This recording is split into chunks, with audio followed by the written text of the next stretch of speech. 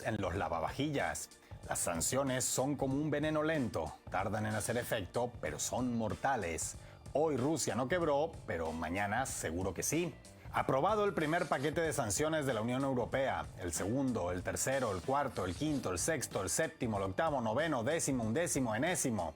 Seguro que la gran mayoría de ustedes recordará aquellos tiempos en los que las sanciones contra Rusia copaban los titulares de los grandes medios. También la gran mayoría de ustedes habrá notado que desde hace varios meses el tema desapareció por completo de los titulares de la prensa hegemónica y de las declaraciones de Washington, Londres y Bruselas.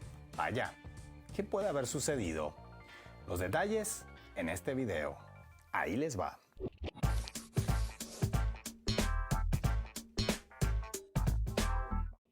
Durante más de un año y medio fue tema de moda en todas las grandes cabeceras mediáticas y vocerías oficiales del llamado Occidente colectivo. Las sanciones destruirán la economía rusa y con ella la maquinaria bélica del Kremlin. Como bien saben, no sucedió y de hecho la estrategia de Washington, Londres y Bruselas viró paulatina pero decididamente de vamos a quebrar a Rusia para frenar la guerra a vamos a escalar la guerra para quebrar a Rusia, cosa que tampoco ocurrió. En esta ocasión no abordaremos los efectos boomerang que las sanciones occidentales han tenido sobre los mismos países que las implementan, asunto que abordamos en infinidad de videos en meses anteriores, sino que analizaremos otros asuntos menos previstos por los sancionadores. Efectos imprevistos y no porque fueran difíciles de prever, precisamente. Por ejemplo, según reseñó Reuters en un reciente artículo que fue bastante ignorado, por cierto, China se habría ahorrado unos 4.300 millones de dólares en importaciones de petróleo gracias a la política de sanciones del norte global contra Moscú, solo en 2023. O dicho de otra forma, Pekín compró, gracias a las sanciones occidentales, aproximadamente un 20% más petróleo por el mismo precio que habría pagado de no existir esas medidas. Y no hablamos de pocas cantidades, sino de aproximadamente 300.000 barriles diarios extra, gracias a la involuntaria generosidad del G7 y sus restricciones contra el petróleo ruso. ¿Cómo se explica? Cuando los miembros de los países alineados con Washington decidieron poner un tope al precio del crudo ruso y amenazaron a los buques petroleros de todo el mundo con multas e incautaciones si transportaban hidrocarburos vendidos por Moscú, se produjeron una serie de acontecimientos hasta cierto punto esperables. Por un lado, Rusia volcó su cartera de clientes hacia Asia, ofreciendo en ocasiones generosos descuentos para que empresas de transportes internacionales vieran compensado el riesgo de poder ser requisadas en el mar o multadas en tierra firme. Esto hizo que los hidrocarburos rusos se volvieran más competitivos que los de naciones no sancionadas. Por el otro, gran parte de la flota que transporta ese petróleo sancionado es de empresas europeas que no pueden renunciar a transportar el oro negro ruso, con o sin tope, porque Rusia es el segundo exportador mundial. En ese sentido, es como tratar de exigirle a las relojerías de todo el mundo que no vendan relojes suizos y sorprenderse de que, pese a la prohibición, sigan haciéndolo. Algunas empresas armadoras europeas, griegas en concreto, uno de los países líderes mundiales en ese sector, incluso prefirieron vender sus tanqueros, casi que a precio de barquito de papel, a países asiáticos y euroasiáticos antes que tener que cumplir con una normativa europea que, por decirlo de alguna forma, les exige que hagan tortas sin harina.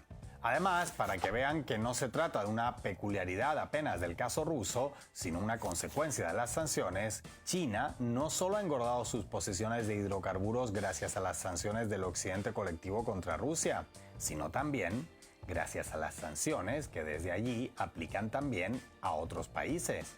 Así, las restricciones occidentales contra el petróleo iraní ahorraron a China algo más de 4.000 millones de dólares y las sanciones al crudo venezolano alrededor del millardo.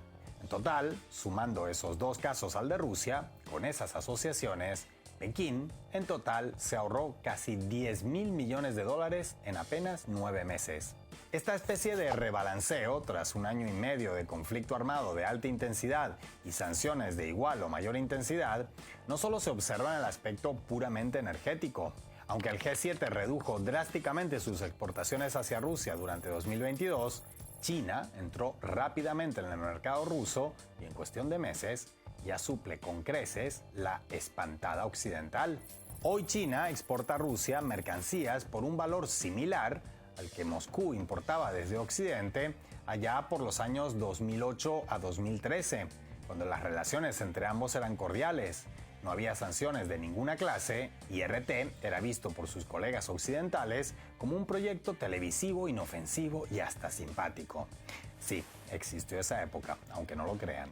Eso sin contar las exportaciones occidentales que todavía llegan a Rusia a través de terceros países, fundamentalmente por rutas de Asia Central. Nada coincidentalmente, en el último año, estos países importan más que nunca desde Occidente, y buena parte de esos productos terminan expuestos en los anaqueles rusos, que son sus destinatarios reales. Donde uno fije la vista, se encuentra que se trata de una tendencia global. Por ejemplo, las exportaciones de Rusia a Brasil son entre 4 y 5 veces mayores que el promedio 2010-2020 y ya superan el $1 millardo en lo que va de año. Así, en este pasado mes de septiembre, Rusia tuvo un superávit comercial prácticamente idéntico al del mismo mes de 2022, cuando todavía se sentía el efecto de las compras nerviosas y masivas de gas ruso desde la Unión Europea, que generaron un récord de ingresos para las arcas de Moscú. Un año después, pese a tantos vaticinios de tantos expertos, las fotos de aquel septiembre y el actual lucen prácticamente idénticas. Ni siquiera la debilidad del rublo sirve del todo como premio de consolación para los profetas del desastre, ya que impacta negativamente en la inflación, obvio, pero ayuda a levantar las exportaciones, al presentar productos más económicos internacionalmente, algo que no está de más cuando necesitas encontrar nuevos mercados y ampliar los viejos, como es el caso ruso.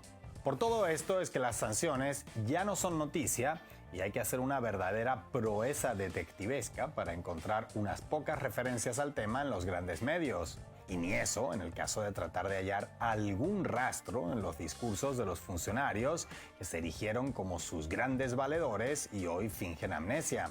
Tratar de bloquear al país más grande del mundo, una nación que cuenta con decenas de miles de kilómetros de frontera terrestre y marítima y cuya economía se sustenta principalmente en inmensas cantidades de bienes tangibles, útiles y necesarios para casi cualquier país, nunca fue una idea con futuro.